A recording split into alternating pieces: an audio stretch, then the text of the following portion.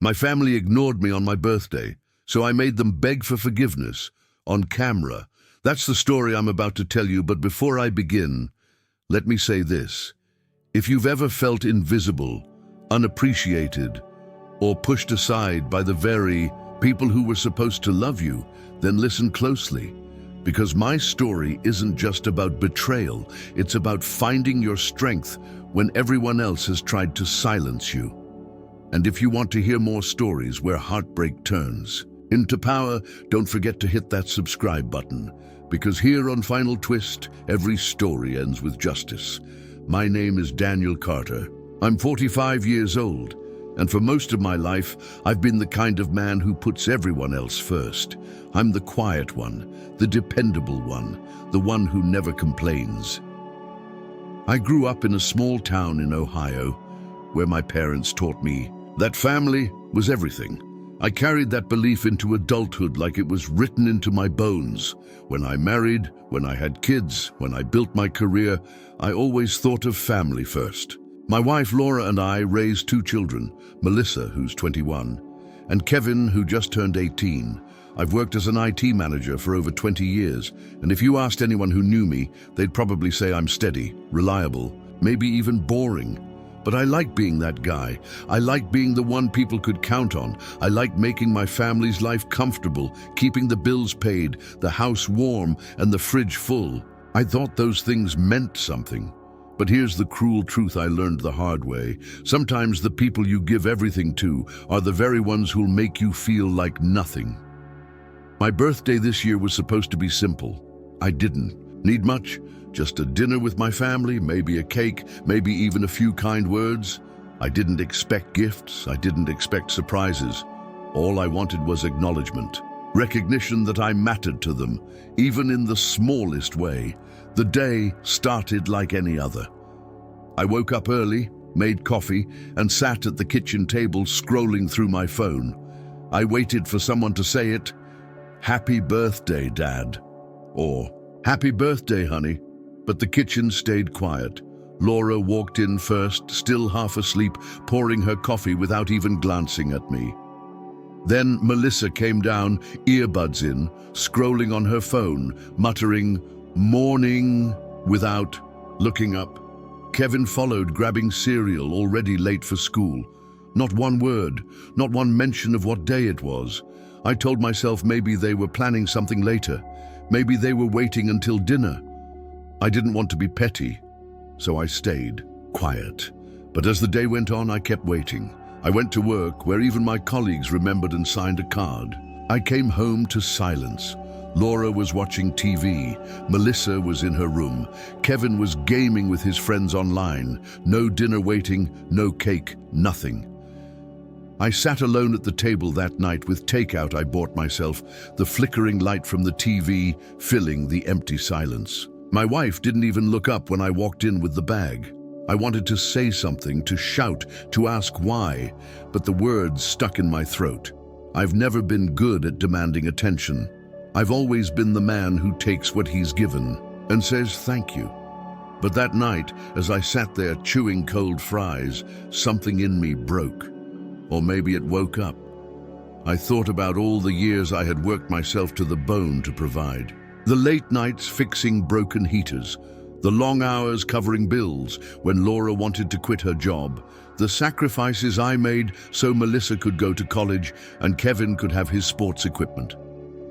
Every birthday I had spent showering them with gifts, every holiday I had made special, every little thing I did just to see them smile, and now they couldn't even bother to say two words.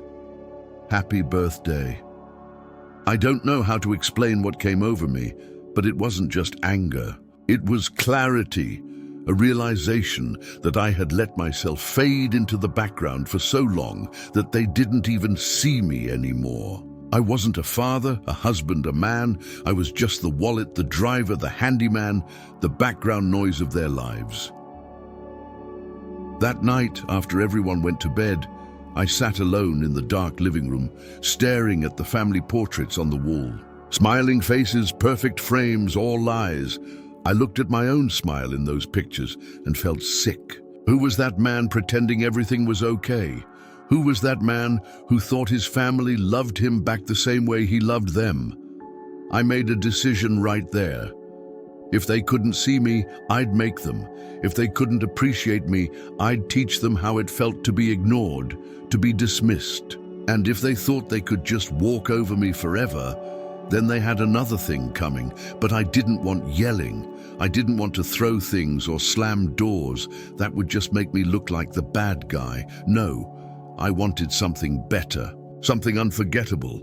I wanted them to beg, and the way I would make that happen was on camera. The next morning, the anger was still there, simmering under my skin like a fever.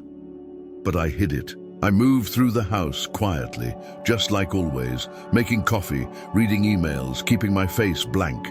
No one suspected a thing. And why would they? I had always been invisible to them, hadn't I? They didn't notice when I was hurting. They didn't notice when I was disappointed. Why would they notice now? Laura kissed me on the cheek as I left for work, like nothing was wrong.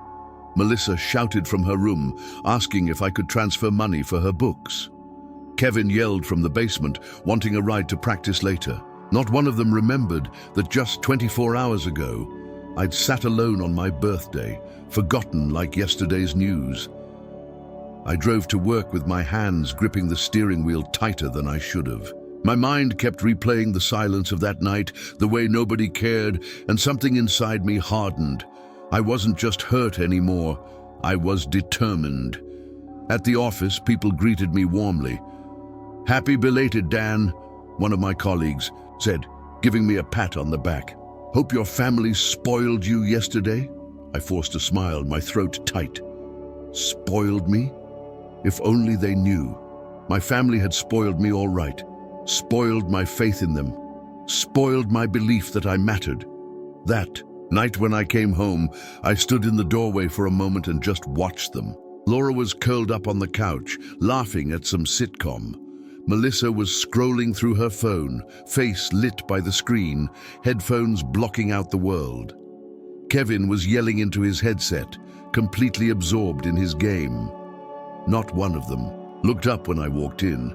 Not one of them noticed I'd been standing there for 2 whole minutes. It hit me then, just how far gone we were. They didn't even see me anymore. And I realized that if I wanted them to see me, I had to change the rules. That night, I opened my laptop and pulled up a blank document. At the top, I wrote, "Project Birthday." It sounds childish, doesn't it? But it wasn't a joke. It was a plan to make them feel what I had felt, ignored, humiliated, desperate for acknowledgement. But most of all, it was a plan to make them beg. For weeks, I studied them.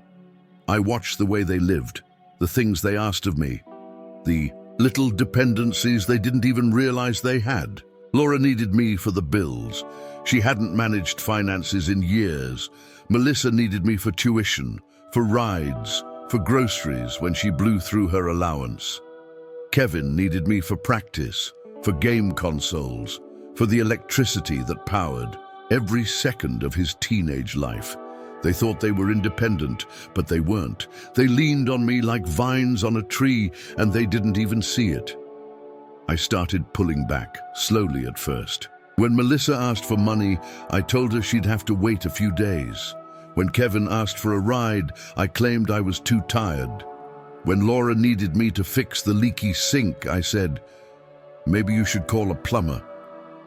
Their annoyance was immediate, but I stayed calm. I wanted them to feel that irritation, that disappointment, to get just a taste of the neglect I had swallowed whole on my birthday. But it wasn't enough. I wanted something bigger, something that would stick. So I bought a camera. A small, discreet one, easy to hide in plain sight.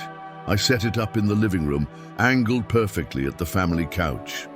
No one noticed. They were too absorbed in themselves. My plan was simple. I would stage a moment where they would have no choice but to see me, to acknowledge me, to beg me for forgiveness. And I would capture it all on camera. That way, even if they tried to deny it later, I'd have the proof. But before I could pull the trigger on my plan, something happened that nearly broke me for good. It was 2 weeks after my birthday. I came home late from work, carrying dinner for everyone, because I thought maybe, just maybe, I could bridge the gap. I set the bags down on the counter and called them in. Laura barely glanced at me. Melissa grabbed her food without saying thank you. Kevin didn't even pause his game. He just shouted, "Leave mine on the counter." That was bad enough. But then, as we all sat there in the living room, I heard Melissa laugh. "You know what's funny?" she said. "I totally forgot Dad's birthday this year." "Oops," Laura chuckled. "Me too. Honestly, we've been so busy I didn't even realize it passed." And then Kevin, without even looking up, said, "Who cares? Birthdays are for kids anyway." I froze. I felt my chest tighten, my throat close up. They weren't just careless, they weren't just distracted. They truly didn't care. I excused myself quietly and went upstairs, locking the door behind me. I sat on the edge of my bed, staring at the floor, the weight of their words pressing down on me. That was the moment. The moment I knew there was no going back. They hadn't just forgotten me, they had dismissed me entirely. And in that silence, I promised myself one thing: they were going to regret it. The camera downstairs was waiting. The plan was waiting. And now, so was I. I remember sitting in my room that night, the faint light from my desk lamp casting long shadows across the walls. The video camera rested on the edge of my desk, the same one I had used for school projects. I stared at it for what felt like hours, my mind spinning with possibilities. That night, I wasn't just the ignored, forgotten kid anymore. I was someone who had been broken, but who was now determined to reclaim control. My name is Ryan, and for the first time in my life, I wasn't going to beg for their attention. They were going to beg me. I started recording small clips of myself, almost like a diary. At first, I didn't know if I was just venting or if I was really building towards something.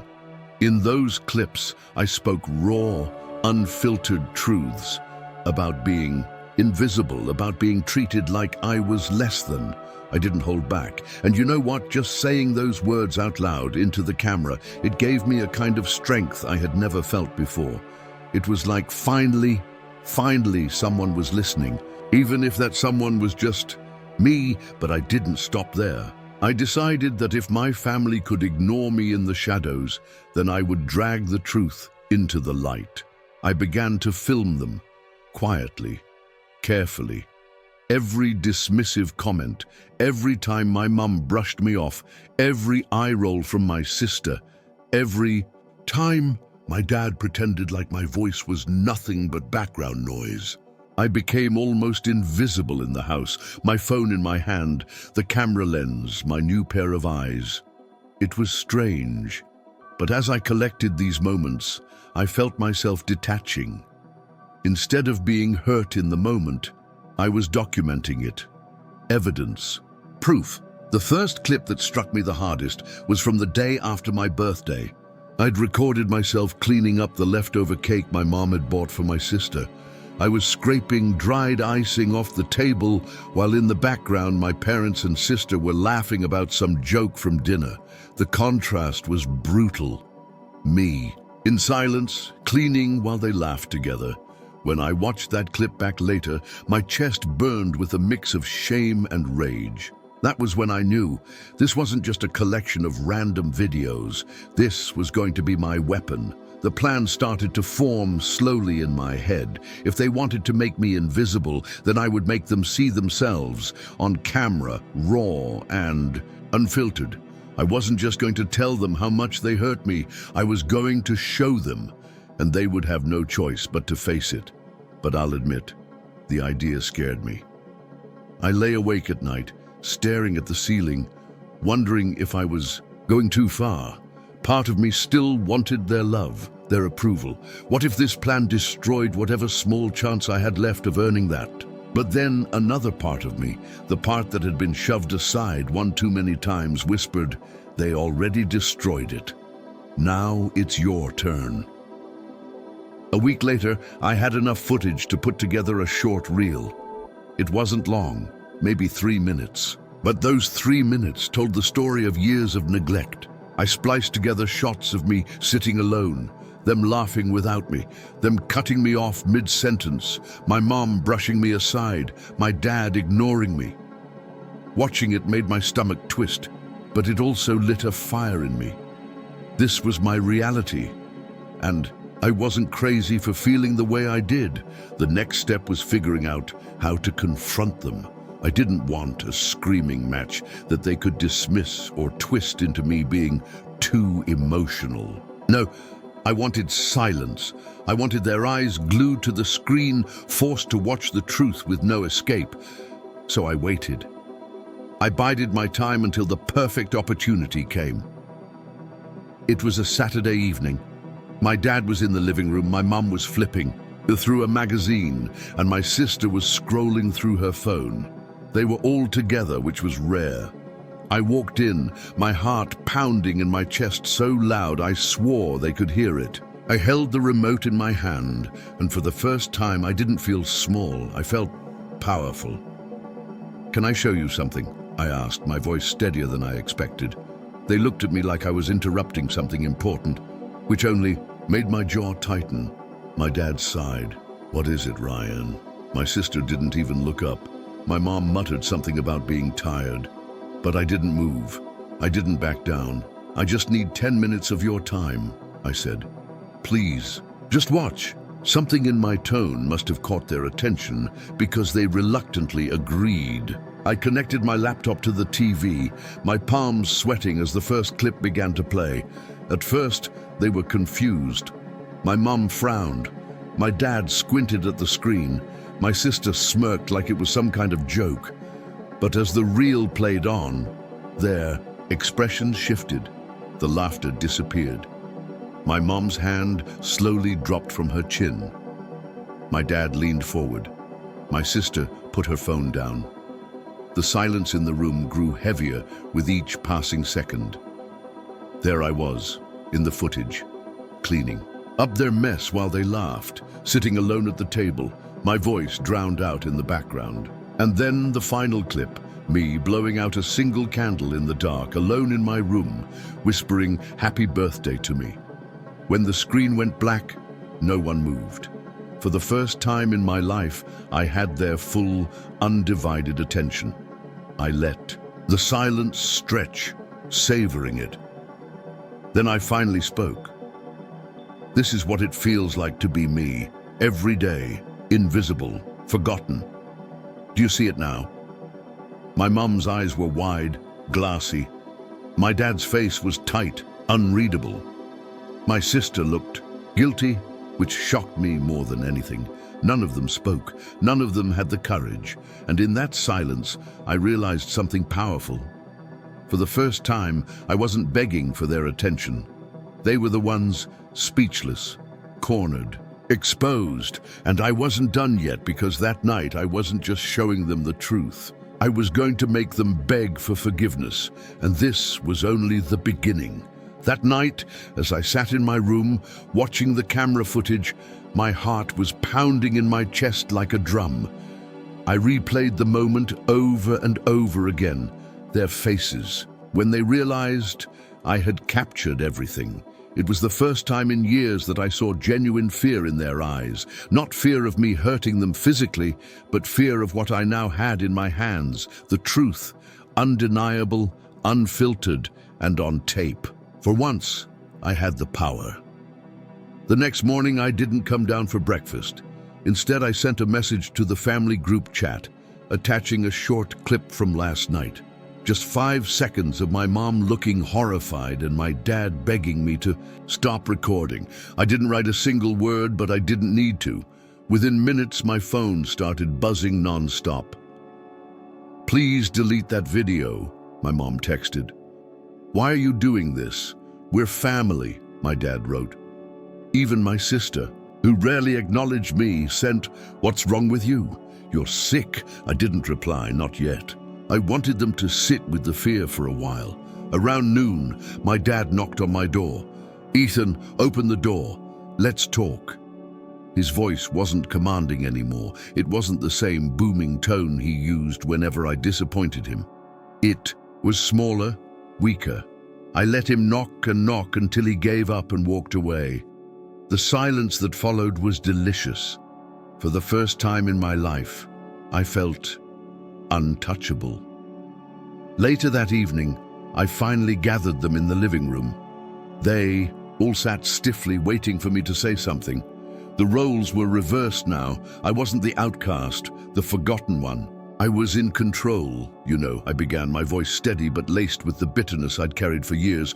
All I ever wanted was for this family to treat me like I mattered, just once. But last night, that was the last straw. You forgot. Me on my birthday, my own birthday, and you didn't even notice until I forced you to. Mom started to cry. Dad rubbed his face with both hands, ashamed. My sister rolled her eyes but stayed quiet. I leaned forward. I'm not asking for cake or presents. I'm not asking for fake apologies you don't mean. I'm asking for something else. You're going to beg me for forgiveness. On camera. Tonight, their eyes widened in disbelief. You can't be serious, my sister spat. I'm dead serious, I replied, pulling out my phone and setting it on the coffee table, the camera already recording. At first, they refused. My mum cried harder, my dad tried to bargain, and my sister stormed out of the room. But when I showed them the folder of clips I had saved, the humiliating moments, the careless words, the dismissive gestures, they knew I wasn't bluffing. If I wanted to, I could show the world exactly how this perfect family treated me behind closed doors. One by one, they caved. My dad was the first. He cleared his throat, staring at the floor as he muttered, "Ethan, I'm sorry for forgetting. Your birthday. I shouldn't have treated you the way I did. I beg for your forgiveness." I didn't stop recording. I just nodded, letting him squirm under the weight of his own shame. Next was my mom. She clutched a tissue. Her mascara streaked down her cheeks. Her voice broke as she whispered, "I'm so sorry, Ethan. Please forgive me. I beg you." And finally, my sister. She didn't cry. She didn't even look at me, but she said the words tight and bitter through clenched teeth, "I beg for your forgiveness." It was surreal. The same people who ignored me, belittled me, and treated me like I was invisible were now begging me on camera for something I never thought they'd give: acknowledgement. When the recording ended, I stood up and pocketed my phone. "Now you know how it feels," I said quietly. "To be humiliated.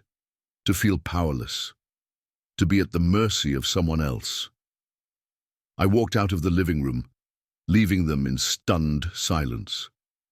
For the first time, the house wasn't filled with their voices telling me what I was doing wrong. It was filled with their silence, the silence of defeat. Over the next few weeks, things changed. They treated me differently. My dad actually asked about my day. My mom cooked my favorite meals. Even my sister, though still cold, stopped making little jabs at me. They thought that maybe their sudden kindness would erase what had happened, but I never deleted the videos. I kept them, locked away on my phone and backed up in places they couldn't reach. Not because I wanted to use them, but because I needed the reminder. I wasn't powerless anymore. I wasn't invisible. I had made them see me. And that's when I realized something. Revenge doesn't always come in the form of destruction. Sometimes the sweetest revenge is simply making the people who hurt you finally recognize your worth. To look them in the eye and know that no matter what they say, they will never forget the day the tables turned. Do I forgive them? Honestly, I don't know. Some wounds don't heal just because someone begged for forgiveness. But I do know this: I will never let anyone, family or not, treat me like I don't matter again. So when I look back on that birthday, I don't just remember the pain of being forgotten. I remember the power I found in myself, the power to stand up, to demand respect, and to never let anyone make me feel small again. And maybe that's the real gift I gave myself. If this story struck a chord with you, don't forget to like, subscribe, and share. Final Twist brings you the stories that prove heartbreak can break you or build your comeback. And remember, revenge is sweetest when it's deserved.